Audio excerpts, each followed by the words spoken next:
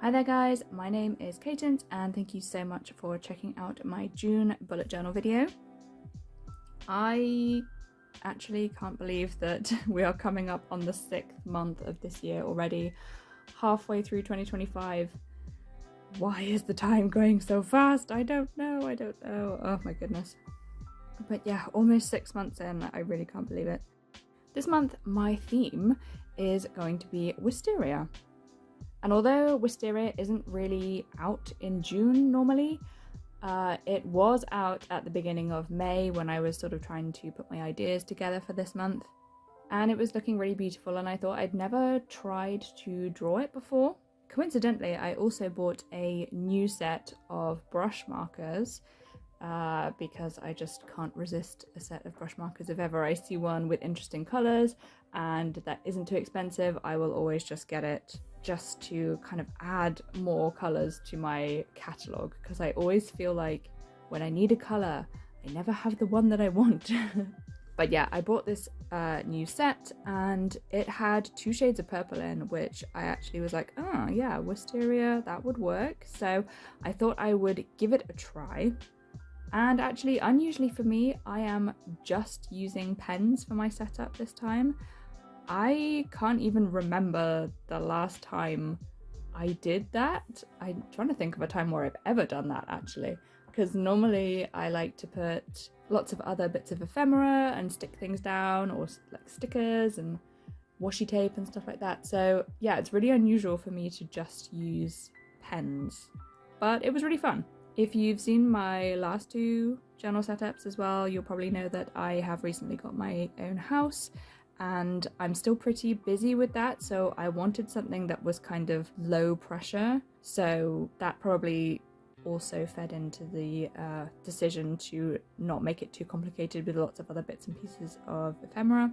And whilst I am glad that I did that, it kind of made it simpler, I also think it did make the whole setup a little bit repetitive, so it kind of just has pretty much the same decoration in a different configuration on every page. And I don't think that's a bad thing necessarily, it just made it quite repetitive to do, and possibly this video will be a little bit repetitive as well, sorry.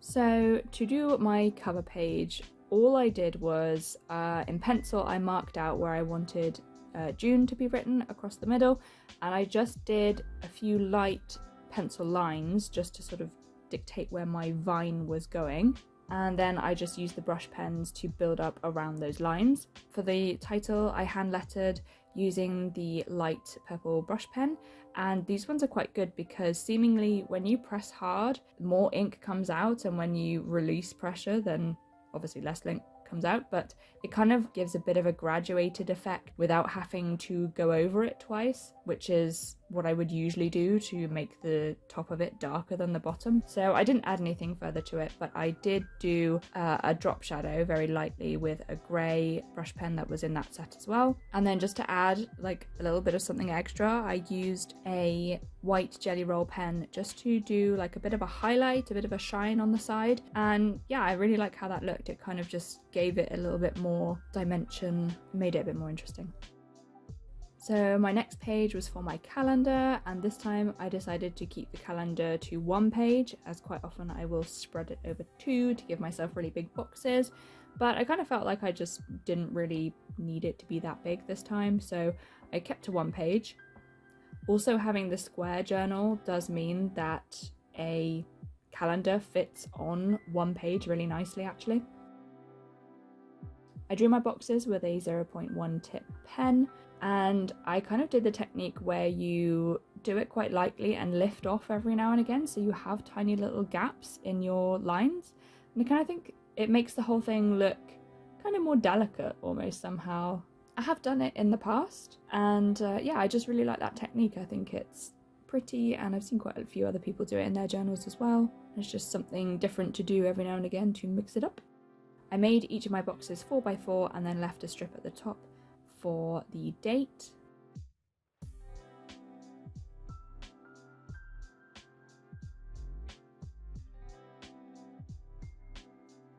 and I coloured those strips in just using exactly the same colours that I've used for the Wisteria. So a dark purple, a light purple and a green, and I just repeated that, and I think that looks really nice. And then I've given it the title exactly the same as the front cover, and also done some Wisteria around the edge as well for decoration. Moving on to my to-do list, and not a lot of design elements in this one, I suppose. It's just the title at the top and then Wisteria along the top, and I decided to do it all down one side of the page just so that it was different from the other side but still left loads of space to do my list. My list is usually very extensive. I kind of make it like a rolling list from month to month, so every time I start a new month, anything that didn't get done last month gets migrated over, and then I just add all my new stuff for this month onto it as well. So it's not like everything on that list has to be done this month, it's just kind of a general to-do that I update every month.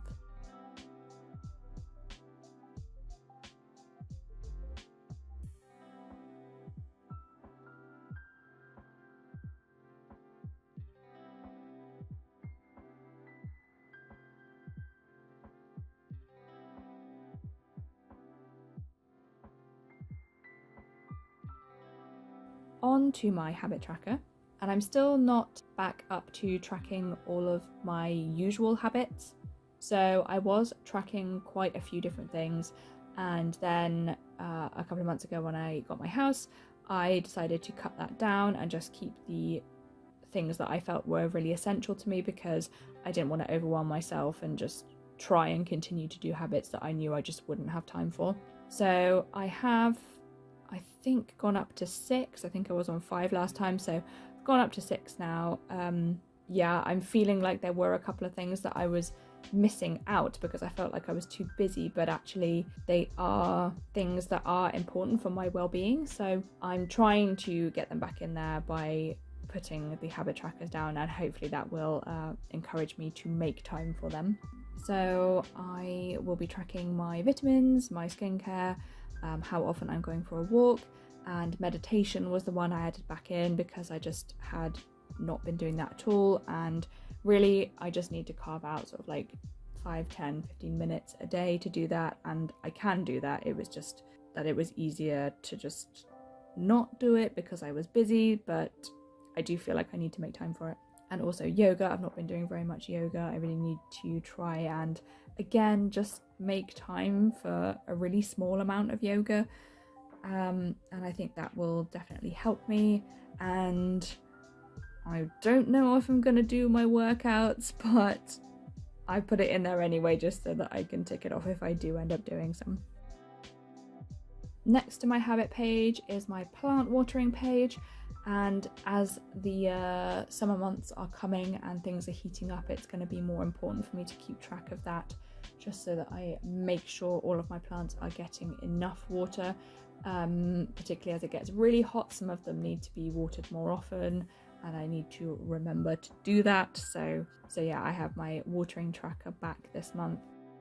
So for the Wisteria flowers, I used my lighter purple brush pen to create little kind of tear shape or elongated ovals, blobs, going up that stem, starting with just one petal at the bottom and making it wider as I got to the top. And I'm not really being very careful, I'm being quite quick and like painterly in style with this, because brush pens are by their nature quite wide, so you can't really get a huge amount of detail with them. So my intention was never to be super detailed with these, it was always just to create something quite quick and quite fun. So yeah, after I did the base light layer of purple, I then went in with darker purple over the top to sort of add in a bit more shaping, because otherwise it would just be a light purple blob and you wouldn't really see anything. Yeah, I added in a bit of shaping and a bit of shading with the darker purple, and then left a few gaps between the layers as well, so then you can just add in a few of the green lines connecting all of the petals together. And to create the vines, I started off using a Crayola